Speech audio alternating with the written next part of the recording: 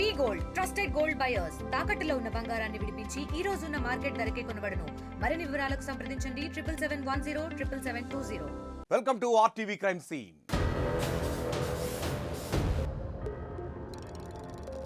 ఒకవైపు అనారోగ్య సమస్యలు, మరోవైపు ఒంటరితనంతో ఆ వృద్ధ దంపతులు మరో వేదనకు గురయ్యారు.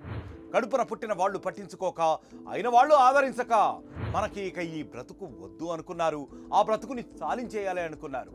తాళి కట్టిన చేతులతోనే మెడకు గురివేశాడు. భార్యను చంపిన అవే చేతులను కోసుకొని అతను కూడా చనిపోయాడు. ఈ హృదయ విదారక ఘటన ఖమ్మం జిల్లా కేంద్రంలో చోటు చేసుకుంది.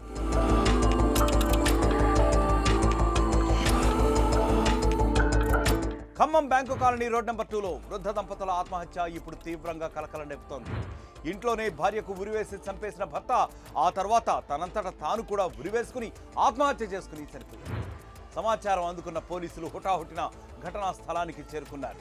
మృతదేహాలను పరిశీలించి క్లూస్ టీంతో ఆధారాలు సేకరించారు. మృతులు ఆంధ్రప్రదేశ్ నరసరావుపేటకు చెందిన నరసింహారావు, అతని భార్య కోటమ్మగా గుర్తించారు. 6 ఏళ్ల క్రితం నగరానికి వచ్చిన వృద్ధ దంపతులు అక్కడే అద్దెకు ఉంటున్నారు.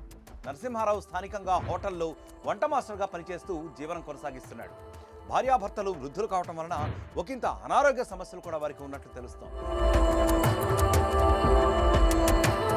కొన్ని రోజులుగా భార్య తీవ్ర అనారోగ్యానికి గురి కావడంతో నరసింహారావు కూడా కొంతకాలంగా ఇంట్లోనే ఉండిపోవాల్సి వచ్చింది.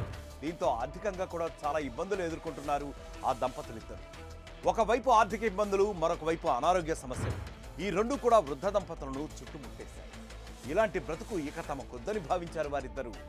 చివరికి వారిద్దరూ కూడా కలిసి ఒకేసారి చనిపోవాలని నిర్ణయించుకున్నారు. మొదట భార్యకు ఉరివేసి చంపేసిన నరసింహారావు ఆ తర్వాత తన చేతి మణికట్టును కోసుకున్నాడు. దీంతో ఇల్లంతా రక్తంతో నిండిపోయింది. అయినా తన ప్రాణం పోకపోవడంతో తిరిగి భార్యకు వేసిన ఉరితాడుతోనే తాను బిగించుకొని ఆయన కూడా ఆత్మహత్య చేసేసుకున్నాడు.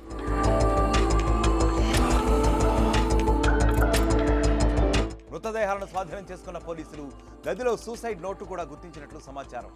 ఒంటరి బ్రతుకు బ్రతకలేకే తామిద్దరూ చనిపోతున్నట్లు వృద్ధ దంపతులు పేర్కొన్నట్లు తెలుస్తాం. మృతులకు 2 కుమార్తెలు కూడా ఉన్నట్లు చెబుతున్నారు.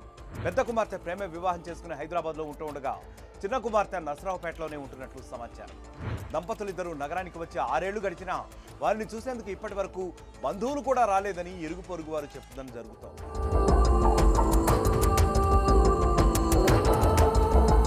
చూసారా, కనిపించిన పిల్లలు పెద్దయ్యాక తల్లిదండ్రులను పట్టించుకోకపోతే వాళ్ళ జీవితం ఇలాగే మారిపోతుంది.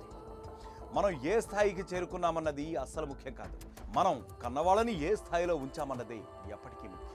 మరొక క్రైమ్ స్టోరీతో మళ్ళీ కలుద్దాం. Until then stay clicked on RTV. మరిన్ని వీడియోస్ కోసం ఛానల్ ని సబ్స్క్రైబ్ చేయండి. లేటెస్ట్ అప్డేట్స్ కోసం వాట్సాప్ ఛానల్ ని ఫాలో అవ్వండి. ఆ లింక్ డిస్క్రిప్షన్ లో ఉంది.